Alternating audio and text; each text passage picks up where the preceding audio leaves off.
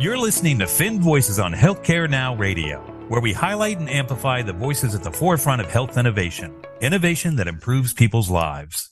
Join us for an inside look at the change makers driving conversation and answering the most important questions in healthcare today. Thanks for joining us. Hello, everyone, and thank you for tuning in. I'm your host, Beth Friedman, Senior Partner at Finn Partners. I'm based in Atlanta, and my guest today is Anthony Murray, Chief Interoperability Officer at MRO.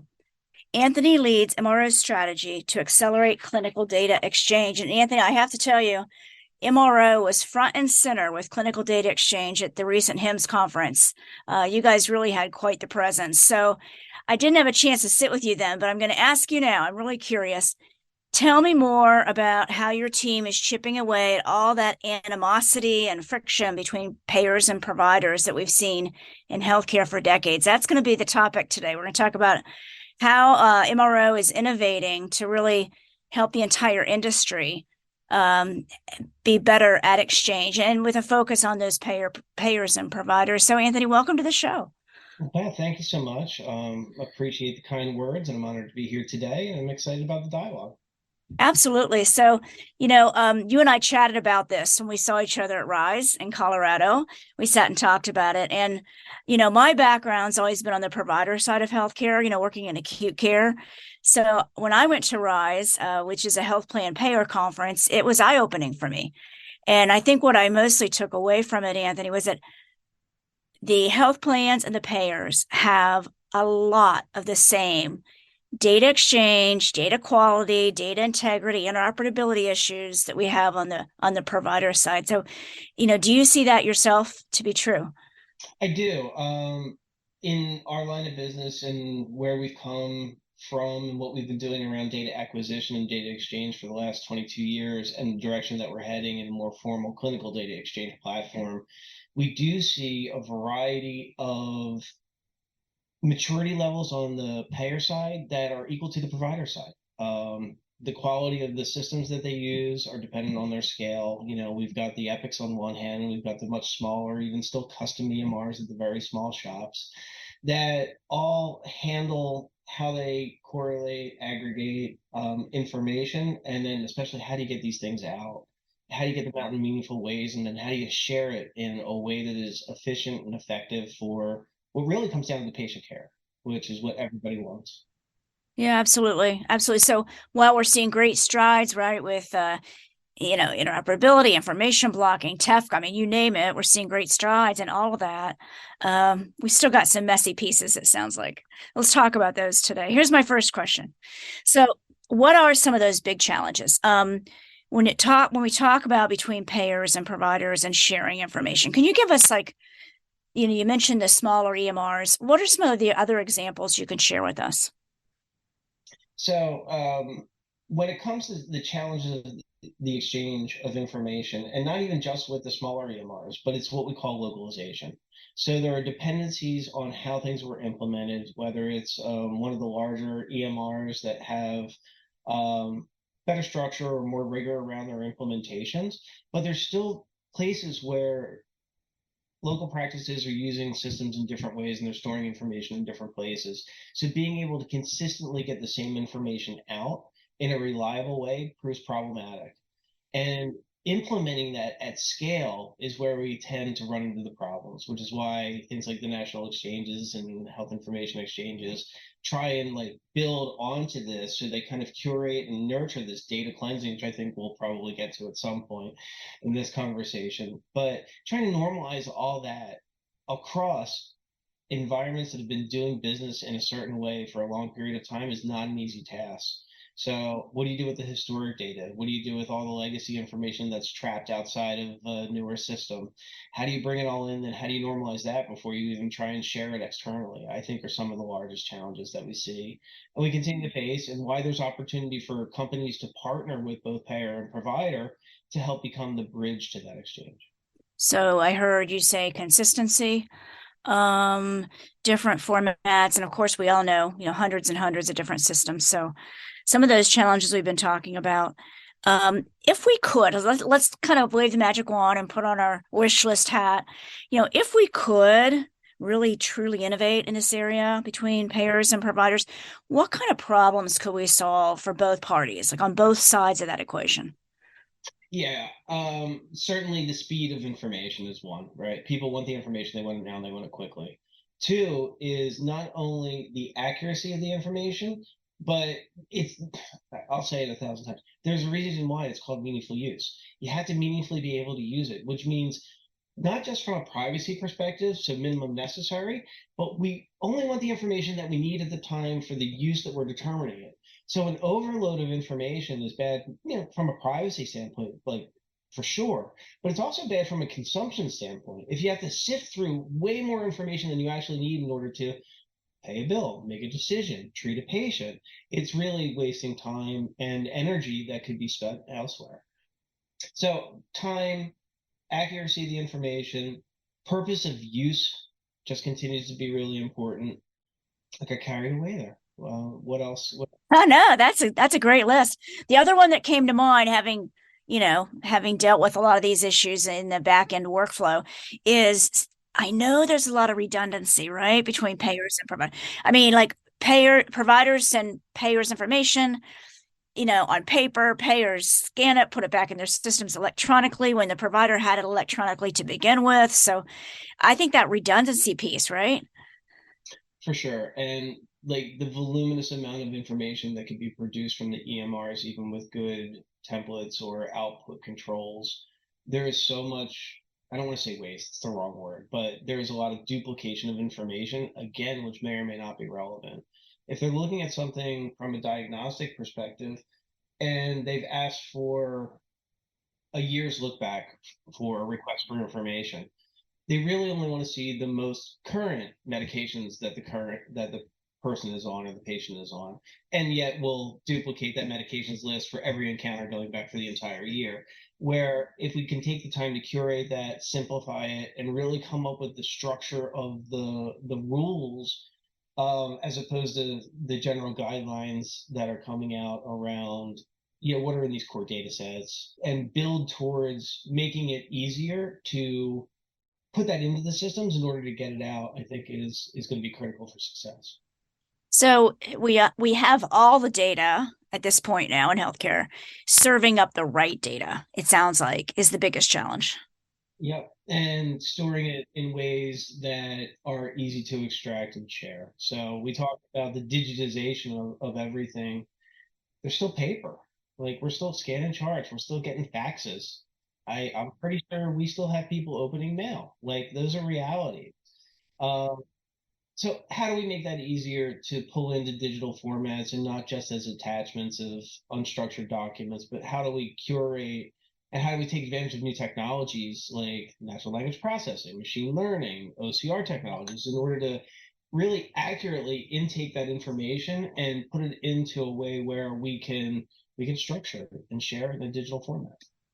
Oh, yeah, absolutely. So, especially with this relationship of payer provider in mind, because that's our topic today.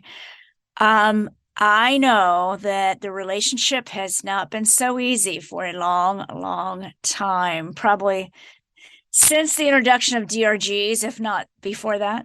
Um, asking providers, health systems to collaborate with the health plans and payers, sometimes that's a big ask for them, right? It's kind of a, I don't want to say emotional, but maybe it's an emotional hurdle for them to get past on, but if you're sitting across a desk from a health system CIO or data quality person or HIM person, what would you tell them are the reasons why it makes so much sense to really share and exchange their clinical information with those payers and plans? What's in it for them?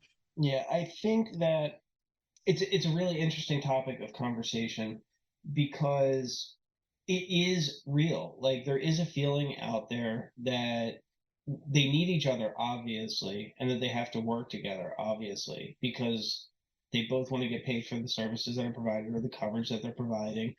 Talking through the needs with the provider, especially when you're curating or helping facilitate that change and exchange of information, is really critical. At MRO, we're a provider-centric organization. We know that we have to service and provide great technology and support to the payers, but really walking through the concerns of our providers is critical for the success of being able to share information in an efficient way.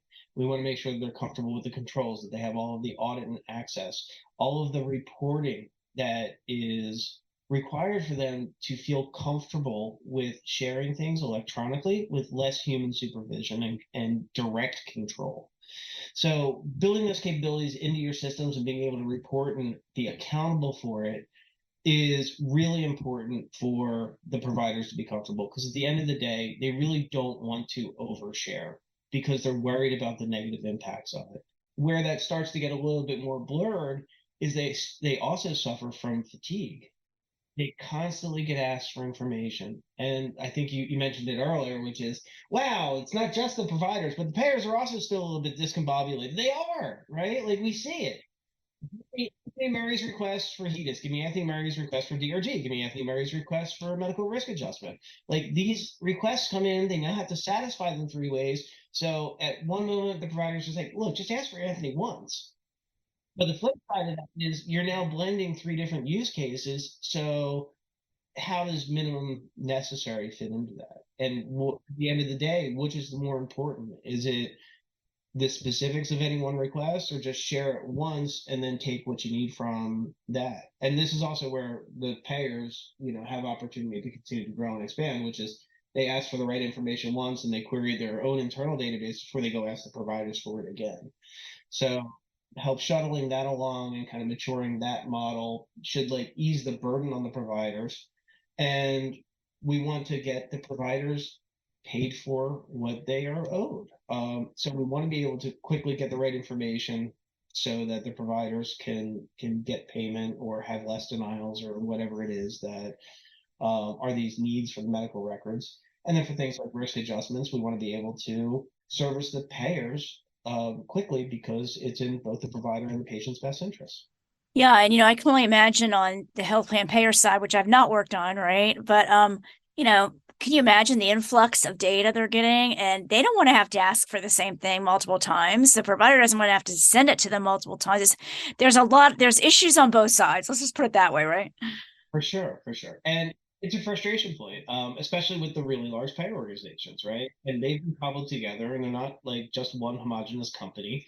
It's where interoperability, again, we talk about it here as internal interoperability. That's a big word to try and say it once, but our systems need to talk well with each other and normalize the data that we're sharing in order to support multiple lines of business and various use cases. Then payer provider are no different. Yep, absolutely. Absolutely. Hey, you're listening to Fin Voices on Healthcare Now Radio, and my guest today is Anthony Murray, Chief Interoperability Officer at MRO. So, Anthony, let's move on. I know one of the things you mentioned was we still have paper. I'm curious as to I know we need structured data. So why, after all these years, are we still talking about that, right? Why do we still have unstructured data at all? And where are we kind of in that evolution? Because I certainly thought we were further along than it sounds like we might be. Yeah, it's a great question. I think if anybody had the answer to it, really, we might have possibly solved it. And it's more than people still like their paper. But again, the reality is there are non-digital ways that this information is still produced, and we still have to deal with it. I think we're getting close to really turning the corner of that. It is a much more digital age. As people get younger and technology is more prevalent,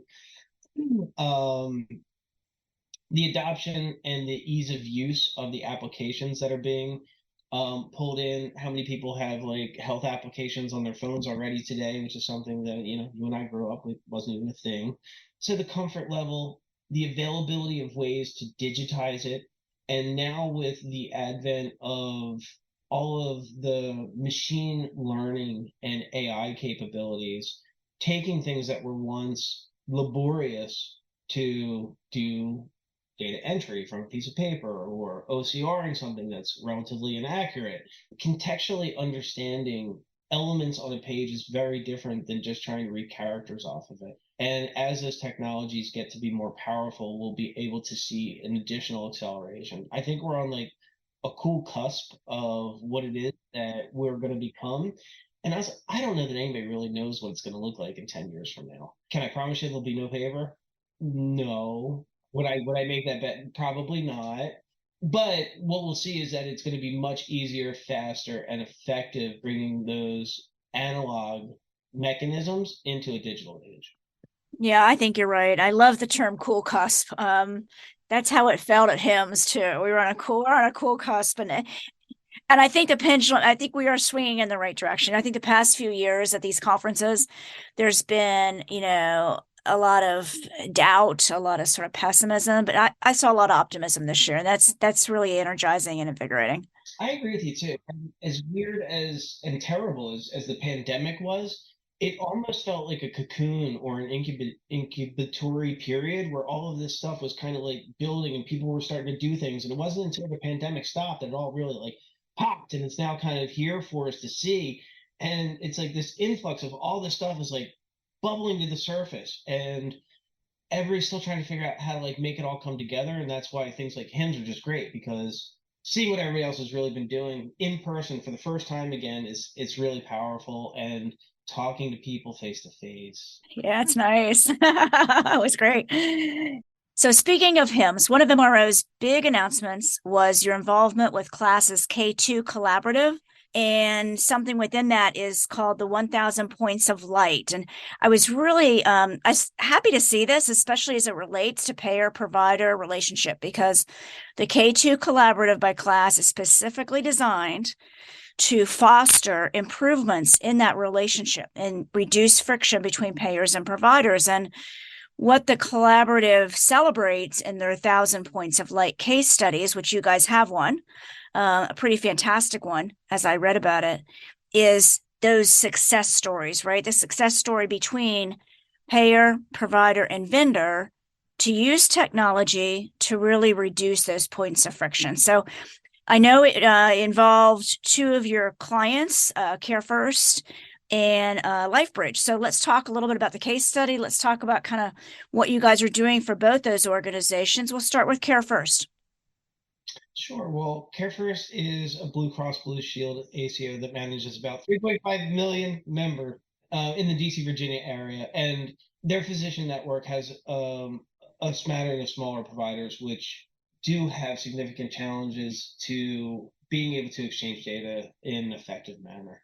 They had over 15 different EMRs that we had to bring together and perform quality and data validation against it, as well as normalization from all of these various streams, and basically normalize it and present it back to in a curated way that the payer can use it in a very standardized way. So throughout those efforts, CareFirst was able to improve the quality of their data and boost their HEDIS scores by 63%, which I think is a really powerful story. And I know for those health plans, I learned this at Rise, right?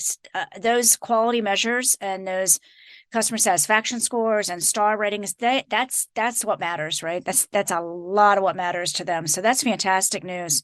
And then the providers you mentioned was the LifeBridge, right? So that's the other side of this equation. That's right. So for that, we brought CareFirst and LifeBridge together, and we helped work, as I said, to aggregate and curate this information and do all of the necessary validation that we had quality built into our processes. But we also created the governance groups to ensure that the products were being developed in the right direction.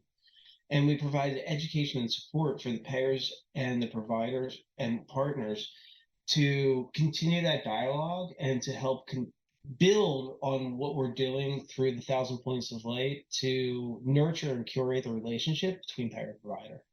You mentioned a word that I've heard a lot, governance, right? And I assume you're talking about, data governance and sort of information system governance. Can you just give us, a little bit more elaboration on what you meant by governance there?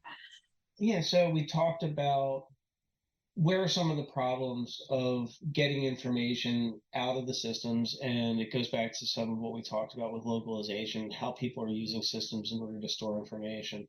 So we'll say, we're looking for a particular piece of data. Why can't we find it? Why isn't it coming across in the feeds? And we find out that it's being recorded in this value or held over in this cell, or we're not even putting that in. So coming up and building these governance programs so that we're consistently trying to add elements to the same places so that we know where to go get them, to get them out and to share them and to include them when they're being omitted. So when we think about building governance, it's really around the SOPs of what these core key data sets are really going to be, trying to build some standardization across a network of like providers on different systems so that we have ways that we can map effectively our fulfillment of the digital communication. So building the technical bridge. And getting that consistency, I think 20 years ago was unheard of. Now I think people really get it, right? We get it that if we don't have consistent data, then we can't really use the data. It's not going to be worth anything. So I'm hoping that we see more heroes or advocates in developing consistency. I think we will. I think the light's been turned on, right? Like I think everybody sees it now. Maybe it's not the brightest light, so we're still trying to like navigate across the room, and every once in a while we kick the coffee table or trip over a Lego. But we can kind of see that it needs to happen, and just trying to get there, given where any particular um, payer, provider, entity really is in their maturity level, and what do they have to deal with is going to really like have to be mapped out depending on how much room they have to go.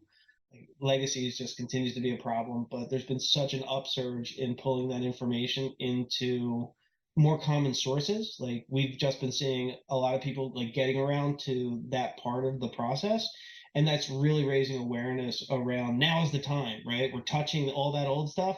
Let's get it in. Let's take those governance and controls that we've like put in place for all of our new stuff, and as we pull things into what is going to be our document management systems or our legacy repositories, let's take that time to clean it up. And we're going to start to see the fruits of that over the next couple of years, I think. Yeah, talking about cleaning it up, I know you guys just received your second, I think it's NCQA data validation certification, which is a big deal, really big deal. I know there aren't too many companies out there that have that. So data quality.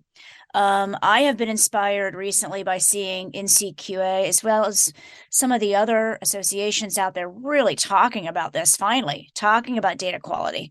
So, any tips or advice on the data quality side? We talked about the consistency, right, of it. That's obviously one point, but anything else to add on data quality or data integrity?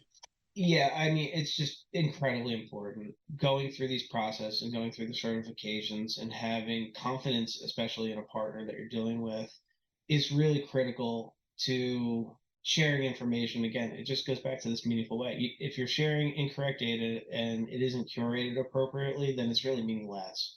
And if there's inconsistencies, it builds on that lack of trust. And we want to build trust into these models, especially when they're digital.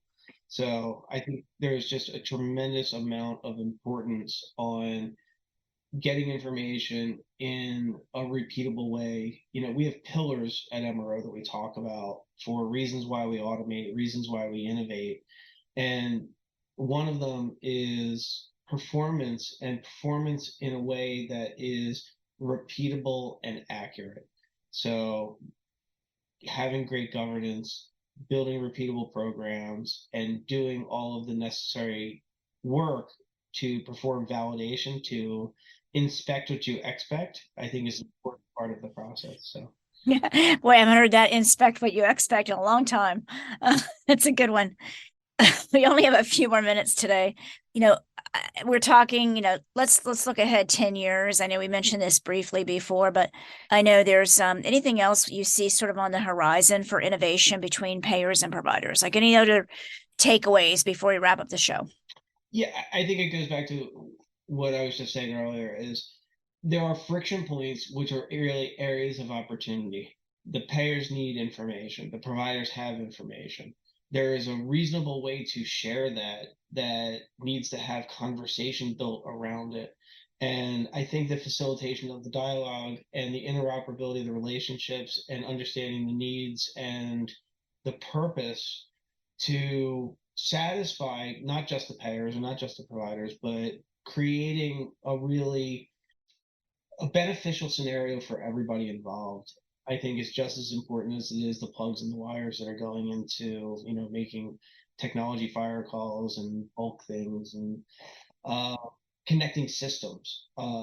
At the end of the day, patient care and taking care of the human beings that are involved and wrapped around this process, I think is really paramount to what everybody really wants. It's all tied up in numbers and dollars, don't get me wrong, but we want something that makes sense for the people that are involved in order to really communicate and collaborate. One of the things that we talk about here is you build systems based off of how your organization is represented.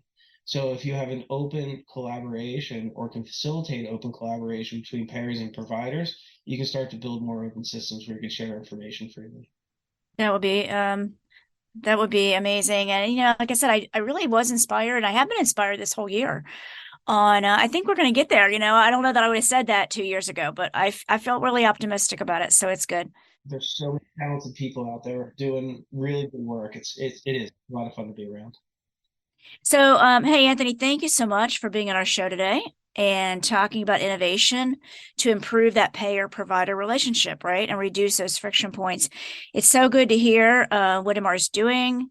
It was wonderful to, obviously see the class initiative and even participating in the Sequoia project updates and reception at HIMSS was exciting. So just thank you so much for being on the show today. Thank you so much for the time. You're always a pleasure to talk to, and it's great to see you. The easiest way to reach Anthony is on LinkedIn, or you can learn more about MRO at their website, mrocorp.com. Thank you for listening to Finn Voices on Healthcare Now Radio, where we talk about the latest in health innovation. This has been Beth Friedman, Senior Partner at Finn Partners, and until next time, wishing you all the best in health. Finn Voices is brought to you by Finn Partners, a global marketing and communications agency working across industries and services. Whether inside our walls or on the front lines of health transformation, we stand together to create meaningful and measurable impact on the world around us. Learn more at finnpartners.com and follow us on Twitter @FinnPartners.